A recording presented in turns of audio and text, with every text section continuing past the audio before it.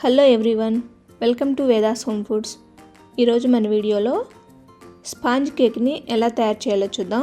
ఈ కేక్ అయితే చాలా ఫ్లఫీగా వస్తుందండి. మరి ఎక్కువ శ్రమ పడకుండా చాలా సింపుల్గా ఈ కేక్ని మనం ఇంట్లోనే ప్రిపేర్ చేసుకోవచ్చు. ఇప్పుడు ఈ కేక్ తయారీ ప్రాసెస్ని చూద్దాం.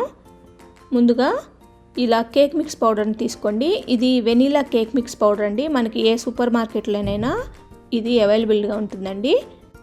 ఈ కేక్ మిక్స్ పౌడర్ వచ్చేసి 375 గ్రామ్స్ వరకు మనకు ఉంటుందండి. ఇప్పుడు ఈ పౌడర్ని మనం కప్పు కొలతలో చూస్తే 3 కప్పుల వరకు ఈ కేక్ మిక్స్ పౌడర్ వస్తుందండి. ఇప్పుడు ఈ కేక్ మిక్స్ పౌడర్ని ఒక మిక్సీ జార్లోకి యాడ్ చేసుకోండి. తర్వాత ఇందులోకి 1 కప్పు వరకు వాటర్ని యాడ్ చేసుకోండి.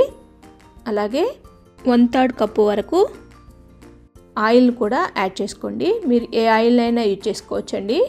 ఎనీ ఫ్లేవర్లెస్ ఆయిల్ని యూజ్ చేసుకోండి. మీరు ఈ ఆయిల్ ప్లేస్లో బటర్ని అయినా యూజ్ చేసుకోవచ్చండి. తర్వాత ఇందులోకి 3 ఎగ్స్ని ఇలా క్రాక్ చేసుకొని ఆ ఎగ్స్ మొత్తాన్ని యాడ్ చేసుకోండి. ఇప్పుడు దీన్ని ఒకసారి గ్రైండ్ చేసుకోండి. మరి ఎక్కువ స్పీడ్లో గ్రైండ్ చేయకుండా మధ్య మధ్యలో ఆపుకుంటూ ఈ విధంగా బబుల్స్ ఫామ్ అయ్యేదాకా ఈ కేక్ మిక్స్ పౌడర్ మొత్తాన్ని ఇలా స్మూత్గా గ్రైండ్ చేసుకోండి.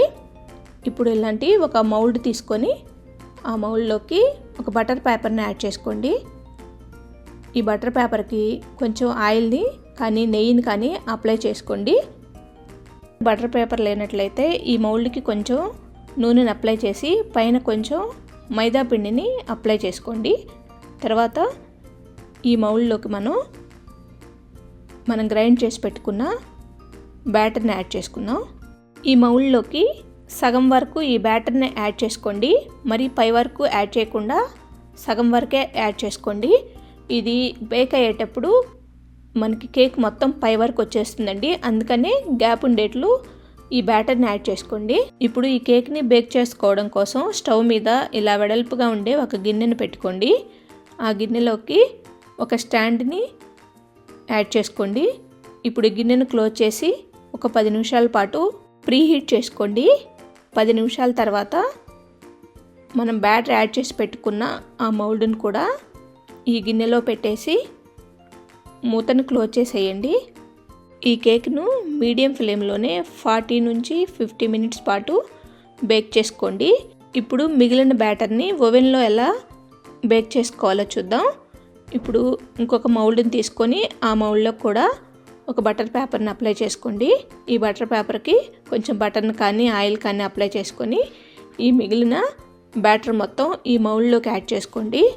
సేమ్ ఈ బ్యాటర్ను కూడా మౌల్డ్లోకి హాఫ్ వచ్చేట్లుగా యాడ్ చేసుకోండి.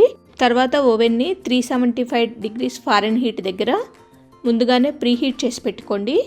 ఇప్పుడు ఈ ఓవెన్లోకి ఈ మౌల్డ్ని ఉంచేసి 20 నుండి 30 నిమిషాల పాటు ఈ కేక్ని బేక్ చేసుకోండి.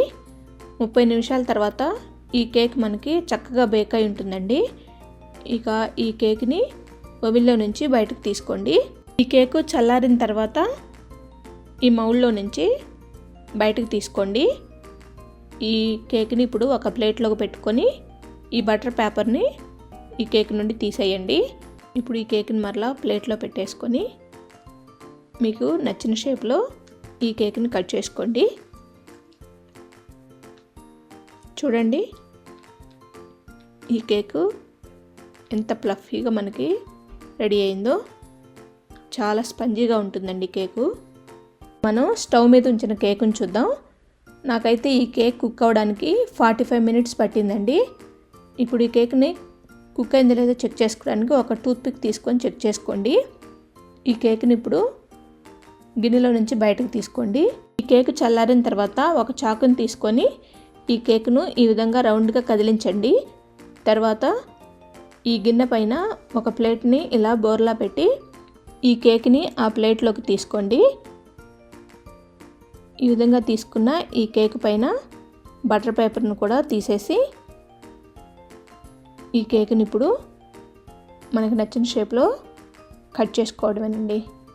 ఈ కేక్కి మనం బీటర్ను కూడా యూజ్ చేసే పని లేకుండా మిక్సర్ జార్లోనే ఈ బ్యాటర్ని ప్రిపేర్ చేసుకోవచ్చండి. అంతేనండి, ఎంత సింపుల్గా మనకి కేక్ రెడీ అయిందో చూసారు కదా. మీరు కూడా మీ ఇంట్లో ప్రిపేర్ చేసుకొని మీకు ఎలా వచ్చిందో నాకు కామెంట్ చేయండి. మీకు కనుక ఈ వీడియో నచ్చినట్లయితే లైక్ చేసి షేర్ చేసి సబ్స్క్రైబ్ చేసుకోండి. Thanks for watching.